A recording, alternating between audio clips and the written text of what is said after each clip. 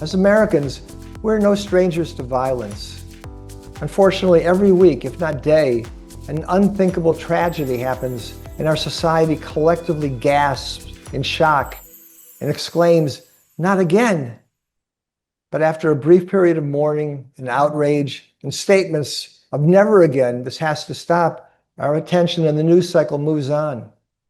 Remember Dylan Klebold at Columbine High School, Swing-Wei Cho on the Virginia Tech campus, James Holmes and the Batman movie massacre in Aurora, Colorado, Adam Lanza at the elementary school in Sandy Hook, and Shane Tamura in the Park Avenue building where the National Football League offices are located, which was less than a mile from where I live.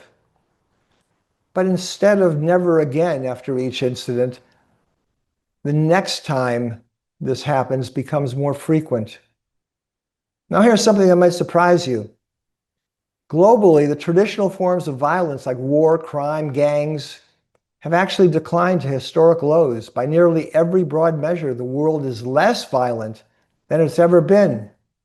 There's one category that sticks out that's rising, and that is personal deviant violence. And this is going up fast. It's a creature of the modern age, the late 20th and 21st century. The violent acts are carried out often in a theatrical or an imitative or a vengeful manner, or sometimes they're just incoherent and nihilistic, destruction for destruction's sake.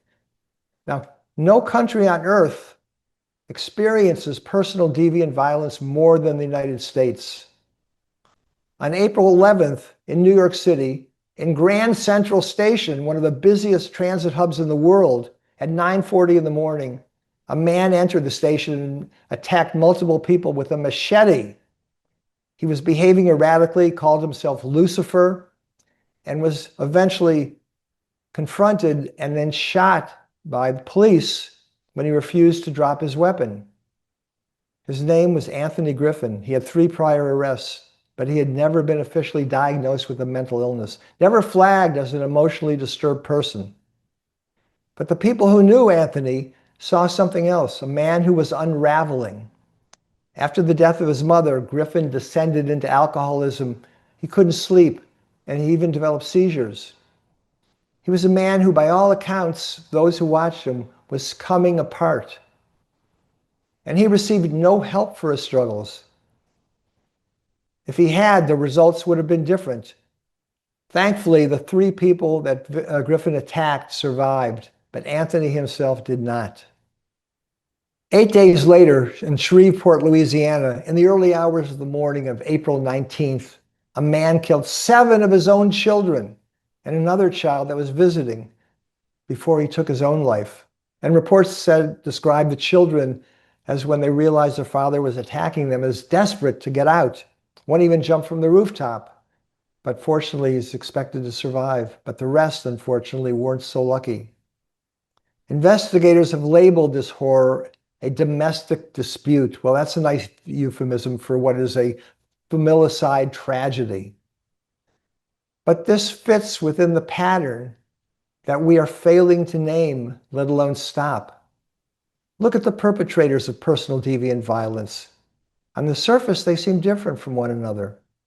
Different backgrounds, different ideologies. Some wrap themselves in religious or political language. Others are driven by grievance, real or imagined. Others have simply lost their grip on reality entirely and succumbed to their psychotic symptoms. But look closer.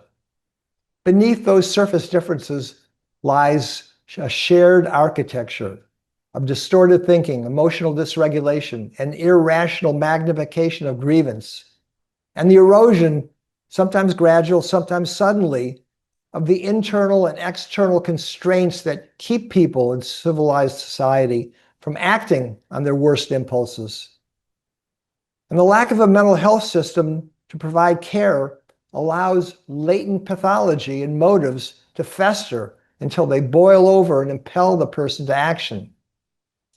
Added to this is America's media culture, which amplifies outrage and rewards spectacle. There's an online ecosystem that can accelerate radicalization and imitation and an unprecedented society which we allow access to lethal weapons far greater than any other country.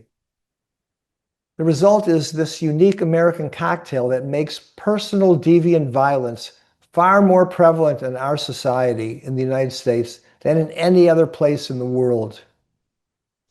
But this epidemic is not inevitable, it's not random, and it's not simply the price of freedom or an accident of fate. It's a pattern, and patterns can be understood and recognized, and they can be changed. Every few weeks, this country reels. We grieve, we argue, we move on. But what if moving on is the problem? The first step, the essential step, should be to name this phenomenon, to recognize it, to stop treating each incident as an isolated tragedy, and to start seeing the pattern for what it is, an epidemic of personal deviant violence.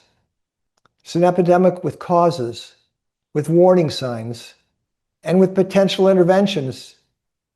We are not strangers to this violence, but we don't have to keep living with it.